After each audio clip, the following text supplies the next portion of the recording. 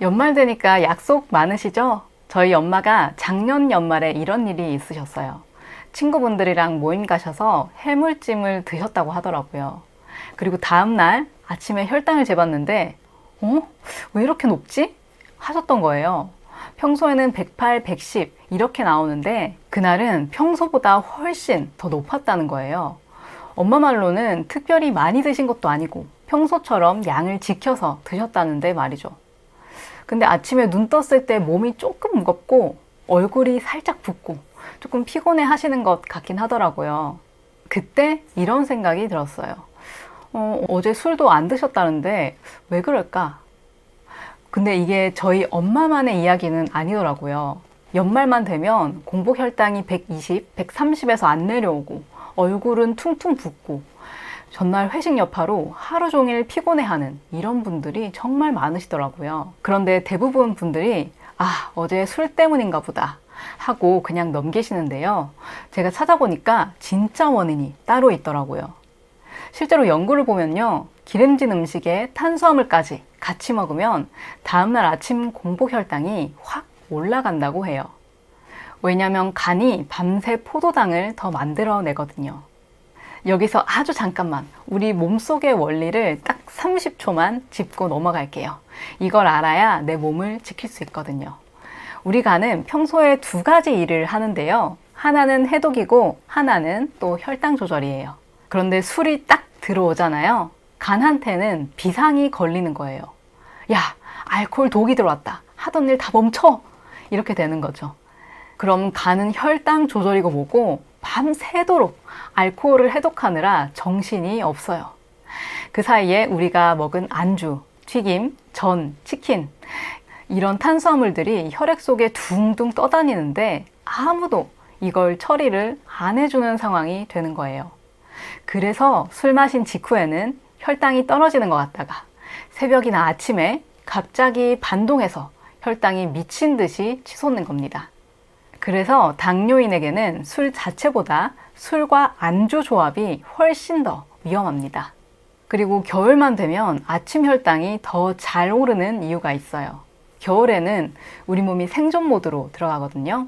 그러면서 스트레스 호르몬인 콜티졸이 기본적으로 더 많이 나와요. 이 콜티졸이 올라가면 간이 포도당을 더 많이 만들어내고 인슐린 감수성은 떨어지면서 아침 혈당이 평소보다 더 높게 유지가 돼요. 거기다가 날씨가 요즘처럼 추워지면 혈관이 자연스럽게 수축을 하게 되잖아요. 혈관이 좁아지니까 인슐린이 세포까지 이동하는 속도도 느려져요. 이 두 가지가 합쳐지면 같은 음식을 먹었는데도 겨울에는 유독 아침 혈당이 더 잘 올라가는 거예요. 여기서 진짜 중요한 게 나와요. 전날 뭘 먹었는지보다 다음날 아침 첫 끼를 어떻게 먹느냐. 이게 혈당 회복에 훨씬 더 결정적이라는 거죠. 왜냐하면요. 아침은 혈당 시스템이 가장 예민한 시간대이기 때문이에요. 밤새 처리를 못한 포도당이 아직 혈관에 남아있는 상태잖아요. 이 상태에서 아침에 탄수화물이 확 들어오면 혈당 스파이크가 한번 크게 일어나요. 근데 반대로 단백질 위주로 아침을 시작하면 속도가 잡히면서 혈당이 안정되는 거예요. 그래서 더더욱이 요즘 같은 연말에는요, 아침 첫 끼에 뭘 드시느냐가 정말 중요합니다. 그럼 아침에 뭘 먹어야 할까요? 보통 술 먹고 난 다음 날에는 속 푼다고 누룽지, 죽, 햇반 이렇게 간편한 거 많이들 드시잖아요. 근데 이거 다 탄수화물 덩어리예요. 아침에 혈당 폭발하기 딱 좋다는 거죠. 특히 죽이나 누룽지 있죠? 이게 당뇨인한테는 정말 위험합니다. 왜냐하면 쌀을 푹 끓여서 끈적끈적하게 만들었다는 건요. 이미 소화되기 좋게 다 분해를 해놨다라는 뜻이거든요. 이게 입에 들어가는 순간 위에서는 소화를 하지 않아도 소장으로 바로 넘어가게 되고 그렇게 되면 소장에서 바로 흡수가 되기 때문에 혈당이 엄청 빠르게 올라가요. 해장하려고 누룽지, 죽 먹다가 오히려 혈당 스파이크 맞고 혈당 폭탄을 맞게 되는 거죠. 그리고 유튜브 보면 요거트에 견과류 넣어 먹거나 시리얼 이런 것들도 많이들 드시는데요. 근데 이것들은 성분으로만 보면 완벽합니다. 근데 정말 솔직히 말씀드리자면 어제 저녁에 술 마시고 속쓰린데 날도 추운데 차가운 요거트로 해장이 될까? 저는 이런 생각이 들더라고요. 뭐니 뭐니 해도 우리 한국인은 뜨끈한 밥에 국물 들어와야 뭔가 한 끼 제대로 먹었다 이런 느낌을 받잖아요. 그래서 여기서 이제 문제가 생깁니다. 아, 숙취 때문에 뜨끈한 거 먹고 싶은데 흰쌀밥, 누룽지는 혈당 폭탄 맞고 잡곡밥은 소화가 조금 안 돼서 꺼끌꺼끌하고 속도 불편하고 아, 도대체 뭘 먹어야 될까? 이런 고민을 하게 되는 거죠. 그리고 술 마신 다음 날에는 위장 기능도 조금 떨어져 있기 때문에 뭐 하나라도 잘못 먹으면 속이 더부룩하거나 가스가 차고 화장실도 자주 왔다 갔다 해야 될 수도 있고 아, 이러지도 저러지도 못하고 계속 힘들거든요. 그래서 이 문제를 어떻게 해결할 수 있을까 제가 열심히 찾아보고 고민을 해봤는데요. 그래서 제가 내린 결론은 딱 하나였어요. 바로 우리가 자주 먹는 밥, 이 밥을 바꿔보자 라고 말이죠. 그러면 밥을 어떻게 바꾸는데 생각이 들 텐데요. 탄수화물로만 채운 밥이 아니라 단백질과 함께 균형 잡힌 밥, 그런 밥을 먹자라는 거예요. 조금 더 자세하게 말씀드릴게요. 이게 바로 무슨 말이냐면요. 쌀알 사이사이에 단백질이라는 그물망을 쳐주자는 거예요. 원래 흰쌀밥은 먹자마자 당이 빠르게 올라가잖아요. 근데 단백질이 같이 들어오면 당을 천천히 내놓게 되거든요. 해장에 필요한 따뜻한 밥은 먹으면서 혈당 스파이크는 막을 수 있는 유일한 방법이기도 한 거죠. 사실 연말에는 반찬 조절하기도 어렵고요. 외식도 많고 야식도 잦아지거든요.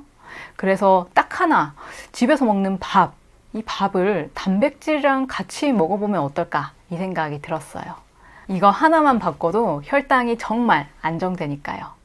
아니 그걸 누가 모르냐, 뭐 이렇게 뻔한 걸 얘기를 하냐 싶으실 수도 있지만요.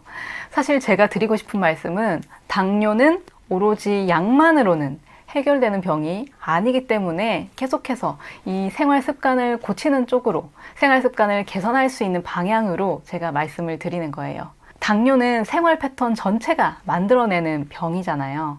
실제로 당뇨 관련 책들을 보면 공통적으로 이렇게 말을 해요. 당뇨는 식습관 병이다.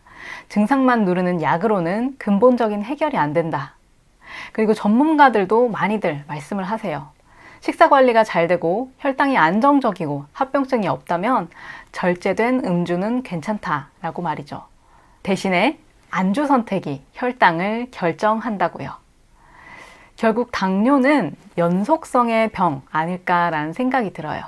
매일매일 조금씩 쌓이고 매일매일 조금씩 회복되고 작은 습관 하나가 다음날, 다음 주 컨디션을 바꾸니까요. 그래서 가장 중요한 게 바로 회복할 수 있는 아침 첫 끼, 회복 끼니였어요. 아침 첫 끼는요, 하루 혈당선을 결정하는 출발점이에요. 탄수화물 위주로 시작하면 스파이크가 2차로 시작되고 단백질 기반으로 시작하면 하루 종일 혈당이 안정돼요. 연말처럼 일정이 흐트러지는 시기일수록 이 첫 끼 버튼이 더 중요합니다. 제가 예전에 혈액투석실에서 근무를 했었는데요. 오시는 분들의 거의 98%가 당뇨 있으신 분들이었어요. 근데 진짜 연말만 되면 다들 얼굴이 붓고 체중이 엄청 좀 늘어난 상태에서 오시는 거예요. 투석하기 전과 투석 후에 몸무게를 재야하기 때문에 투석 전에 몸무게를 재실 때 제가 조심스럽게 옆에 가서 여쭤보거든요. 오늘 조금 무거우신 것 같은데요? 이렇게 말씀드리면 환자분들이 다 웃으면서 이렇게 말씀을 하시더라고요. 아, 어제 붕어빵 먹었어. 호떡이 너무 먹고 싶어서 참다가 먹었지. 2개 먹었어, 2개. 모임 있어서 술 마셨어요. 뭐 이렇게 다들 말씀을 주세요. 사실 그 중에는 그냥 붓는 정도가 아니다 싶은 분들도 조금 있었어요. 반지를 끼고 오시던 분 같은 경우에는 반지가 이게 안 빠질 정도로 손이 조금 붓거나 신발이 꽉 껴가지고 슬리퍼를 신고 오시거나 눈 위쪽에 여기 눈두덩이라고 하나요? 여기가 수분이 찬 게 보여서 조금 평소보다 탱탱해져 있는 그런 경우도 있었어요. 그런 모습들이 눈에 보일 때마다 조금 마음이 많이 철렁했었던 것 같아요. 왜냐하면 그게 그냥 음식을 잘못 먹었다라는 문제로 끝나진 않기 때문이에요.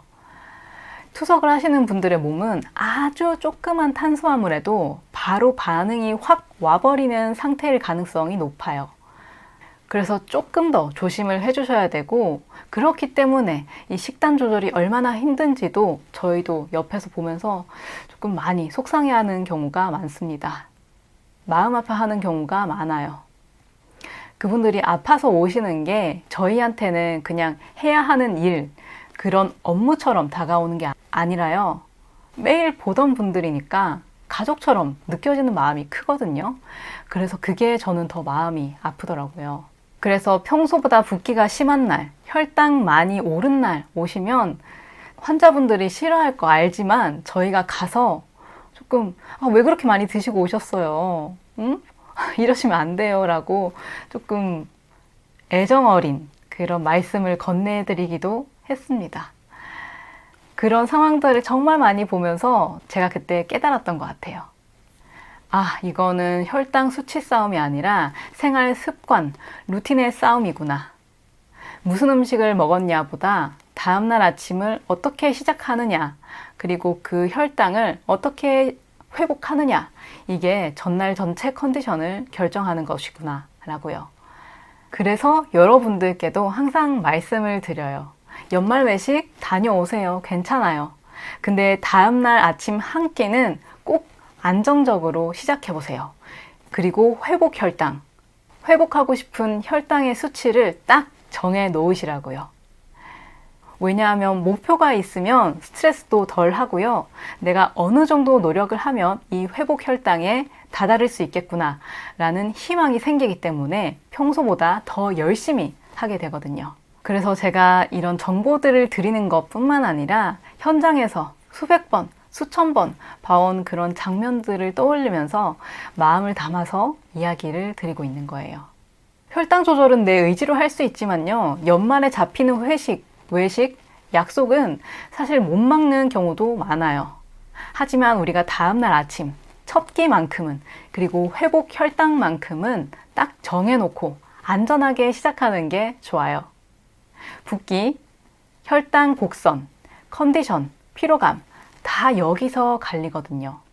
그래서 연말 약속 많은 시기일수록 아침 첫 끼를 혈당 잡히는 밥으로 시작을 해주시고요. 이거는 내가 무조건 꽉 잡고 간다 생각을 하셔야 돼요. 저는 매일 아침에 눈을 떴을 때 오늘도 화이팅 해보자 이렇게 시작을 하거든요. 스스로에게 그렇게 힘을 주면서 오늘 또 열심히 살아보자 이런 생각을 합니다. 여러분의 내일 아침도 희망 가득한 그런 하루가 되셨으면 좋겠습니다. 작은 변화 하나가 여러분의 연말을 지켜줄 테니까요. 모두 건강한 연말 잘 보내시길 바랍니다. 그리고 회복 혈당, 이것 하나만큼은 꼭 목표를 정해 두시고요. 제가 준비한 내용은 여기까지고요. 저는 더 좋은 내용으로 찾아뵙도록 하겠습니다. 끝까지 시청해 주셔서 감사합니다. 감사합니다. 당뇨딸이었습니다.